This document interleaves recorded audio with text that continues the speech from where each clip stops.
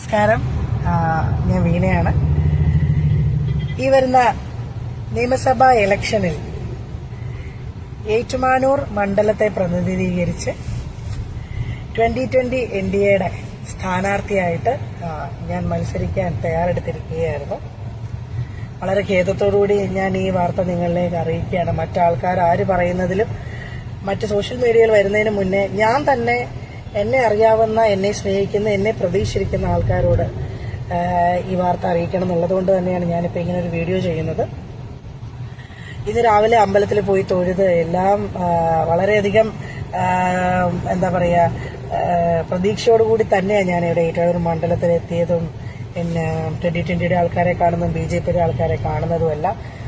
അപ്പോഴാണ് ഞാൻ ഓൾറെഡി എൻ്റെ വോട്ടർ ലിസ്റ്റിൽ എൻ്റെ പേര് ആഡ് ചെയ്യാൻ വേണ്ടി കൊടുത്തിരുന്നത് അപ്രൂവൽ ആയിട്ടില്ല എന്നുള്ള കാര്യം ഞാൻ അറിയുന്നത്.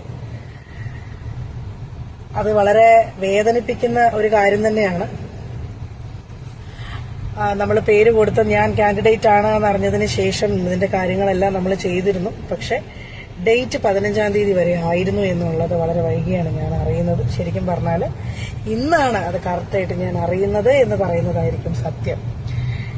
ഇന്നലെ വൈകിട്ട് മുതൽ ഇന്ന് ഈ ഒരു സമയം വരെ BLO സ്മിത ചേച്ചി ആയിക്കോട്ടെ, പ്രസന്നകുമാരി ടീച്ചർ ആയിക്കോട്ടെ, ഇതെല്ലാം ചങ്ങനാശ്ശേരിയിലുള്ളവരാണ്. ഇതിനു മുന്നേ ഞാൻ വോട്ട് ചെയ്തിട്ടുള്ളത് ചങ്ങനാശ്ശേരിയിലാണ്.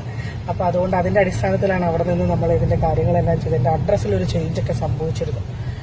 അപ്പോ വീണ്ടും ഞാൻ ഒന്നേന്ന് ഇതിന്റെ കാര്യങ്ങളെല്ലാം ചെയ്തപ്പോൾ വന്ന കറക്ഷനാണ് പറ്റിപ്പോയത്. ഡിലേ ആണ്, ഡേറ്റിന്റെ ഡിലേ കൊണ്ടാണ് ഇങ്ങനെ സംഭവിച്ചത്.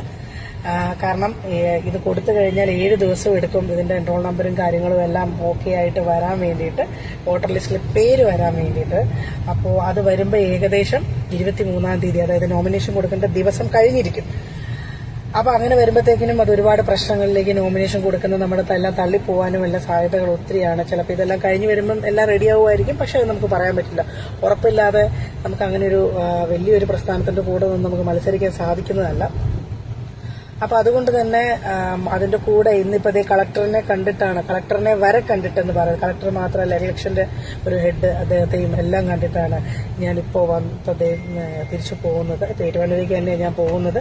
അതിപ്പോ ARO മുതൽ ERO എല്ലാവരും, ഡെപ്യൂട്ടി കളക്ടർ എല്ലാവരെയും കണ്ട് ഇതിന്റെ സാധ്യതകൾ അങ്ങേയറ്റം ഞാൻ പരിശോധിച്ചിരുന്നു.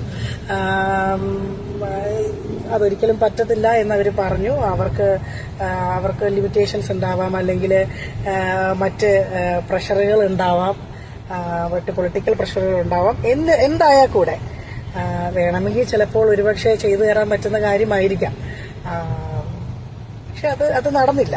അപ്പൊ അതിന്റെ ഒരു വിഷമവും ഖേദവും ഒക്കെ എനിക്കുണ്ട്. കാരണം ഞാൻ അത്രയും ആത്മാർത്ഥമായിട്ട് ആഗ്രഹിച്ച് വന്ന ഞാൻ തെരഞ്ഞെടുത്ത ഒരു തെരഞ്ഞെടുത്ത തീരുമാനം തന്നെ ഞാൻ പറയാം. അപ്പോ എനിക്കിത്ര മാത്രമേ പറയാനുള്ളൂ. ഇത് കണ്ടുകൊണ്ടിരിക്കുന്ന ഏറ്റുമാനൂരുള്ള എല്ലാവരോടും ഇത്ര മാത്രമേ പറയാനുള്ളൂ. നിങ്ങളുടെ എല്ലാ ആവശ്യത്തിനും നിങ്ങൾക്ക് ഒരു വെളിപ്പാടകലെ ഒരു കോളില് ഞാൻ ഉണ്ടാവും. എന്താവശ്യത്തിനും എന്ത് കാര്യത്തിനും എന്നെ സമീപിക്കാം. ഞാൻ ഉറപ്പായിട്ട് നിങ്ങളുടെ കൂടെ തന്നെ ഉണ്ടാവും. ഇനിയും ഇവിടെ തന്നെ ഉണ്ടാവും. അതിന് യാതൊരു മാറ്റവുമില്ല. ഇതുവരെ സപ്പോർട്ട് ചെയ്തതുപോലെ ഇനി സപ്പോർട്ട് ചെയ്യണം.